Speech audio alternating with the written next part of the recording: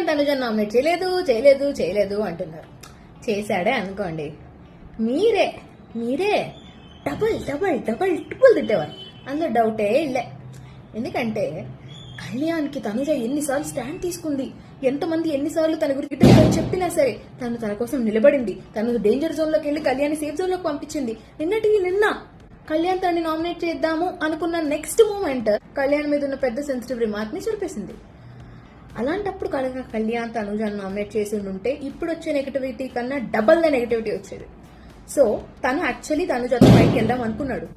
ఇప్పుడు మరి ఫ్రెండ్షిప్ ఆ ఫైటా అంటే ప్రస్తుతానికి ఫ్రెండ్షిప్, యాక్చువల్లీ అయితే ఫైట్ ఓవర్ ఫ్రెండ్షిప్ చూస్ చేసుకుందాం అనుకున్నాడు. కానీ నిన్న తనుజ వచ్చి అంత సెన్సిటివ్ మ్యాటర్ లో తనకి సపోర్ట్ చేసేసరికి ఏం చేస్తారు ఎవరైనా సరే. ఈ కొంతవరకు సంజన గారిని నామినేట్ చేసినప్పుడు కొంత నెగిటివిటీ వచ్చినా పర్లేదు, ఈ నెగిటివిటీ కన్నా బెటరే కదా. సో నాకు తెలిసి ఆ పర్టికులర్ సిచ్యువేషన్ లో కళ్యాణ్ బెటర్ మూవీ అనుకుంటున్నాను.